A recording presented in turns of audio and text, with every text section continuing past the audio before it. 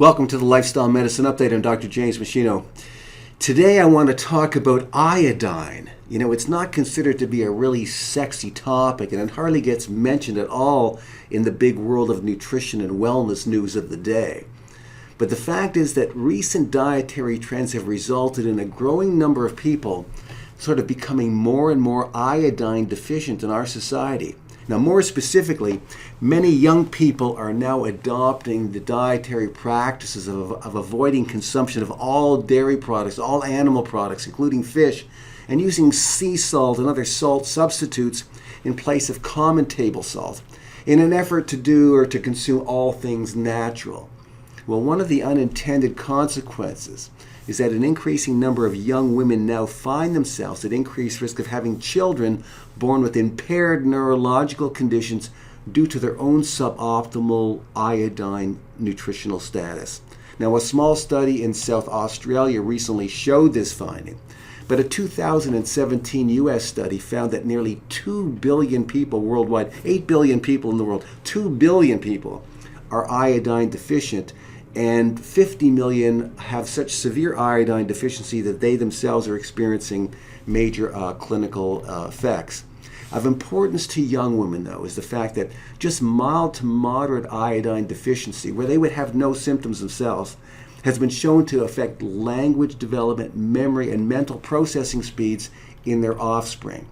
In fact, the need for increased iodine intake occurs during pregnancy, but studies show that most women do not ingest the amount of iodine that's desirable leading up to becoming pregnant, nor do they consume the increased amount required during pregnancy and lactation, which is 220 micrograms and 290 micrograms per day, respectively. So during pregnancy, 220. When a woman is breastfeeding, 290 micrograms per day is that's what's required. And women aren't getting there, nor do they get enough iodine before they get pregnant in many cases. As was stated at the 1990 World Summit for Children, right? So they have this big summit back in 1990, and here's what they say. Iodine deficiency remains the single greatest cause of preventable brain damage and mental retardation worldwide. They go on to say, eliminating iodine deficiency was recognized as one of the most achievable of all the goals that the 1990 World Summit for Children set for the year 2000. Well, the year 2000 has come and gone a long time ago, and many women living in modern countries like ours who have ample access to foods rich or fortified with iodine are now avoiding these foods and becoming iodine deficient. Dietary strategies such as using plant-based beverages like oat milk and soy milk in place of dairy products, avoiding all dairy products, avoiding all meaty foods including fish, using Himalayan sea salt and other salt alternatives that are not fortified with iodine, as well as avoiding bread products, have led to an increased number of young women becoming mild to moderately iodine deficient, which doesn't present any physical symptoms in their own body, but it does lay the foundation for brain developmental problems in their children should they become pregnant. So I'm the first one to tell you that eating a more plant-based diet is very desirable for many reasons, reducing risk of cardiovascular disease, reducing risk of many types of cancer. It's also better for the environment and the ecosystem, not to mention the animals themselves. But it has to be done intelligently, not just guided by philosophical principles. An iodine food fortification program exists in many developed countries for a reason, which is to help avoid the consequences of widespread iodine deficiency and insufficiency, which commonly occurs in populations where iodine-rich and iodine-fortified foods are not available. So the daily requirement for iodine for most adults, if you're not a pregnant woman or breastfeeding, most adults need 150 micrograms of iodine a day. As little as 1/4 of a teaspoon of iodized salt, common table salt, contains 76 micrograms of iodine. That's half the daily requirement right there in 1/4 of a teaspoon of common table salt. As well, many flours and bread doughs are enriched with iodine in the fortification process, and one slice of bread sometimes can contain up to 185 micrograms of iodine in one slice. So it's easily attainable. Boiling pasta with a bit of iodized salt in the boiling water will provide 36 micrograms of additional iodine if you have 1 cup of pasta. Now, many non-fat yogurts and non-fat Greek yogurts contain up to 116 micrograms of iodine in 8 ounces. It's almost, you're almost at the 150 that you need. 1 cup of non-fat milk has 85 micrograms of iodine.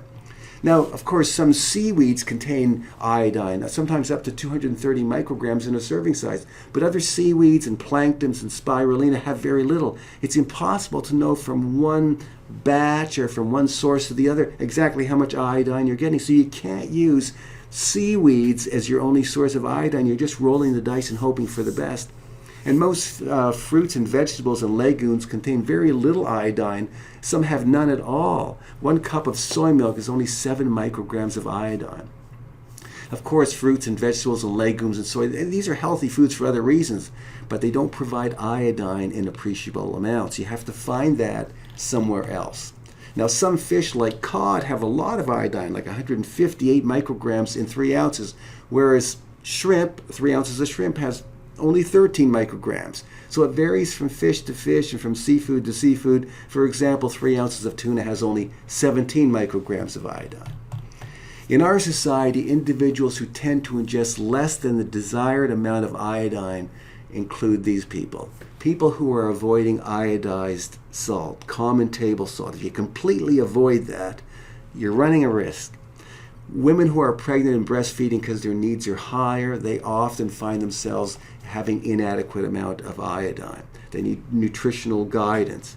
And vegans and people who are eating few or very little dairy products, seafood or eggs, also put themselves in a category of people who tend to be not getting enough iodine across, if you compare that subgroup to the rest of the population. Now, in addition to increasing the risk of neurological deficits in offspring, mild to moderate iodine deficiency has also been linked to increased risk of thyroid cancer, as well as breast and stomach cancer, according to a number of studies. Iodine deficiency can also cause fibrocystic breast disease, which can be reversed in many cases via medically supervised iodine supplementation. Now, as a rule, iodine supplementation is not something that is required for most people. The safe dosage of iodine supplementation is still being debated. We do know that iodine supplementation can be very harmful if the dosage is too high. So, for most of us, paying attention to food sources of iodine is the prudent strategy to employ. So we're fortunate enough to live in a part of the world where iodine fortification and iodine-rich foods are available. We should really ensure that we keep iodine intake on our radar and get enough iodine each day to meet our daily requirement, while still being cognizant of the other health-promoting and environmentally and animal-friendly dietary practices that we may be seeking to follow. So I've included the references for this information in the text below. Thanks so much for watching, and I'll see you next time.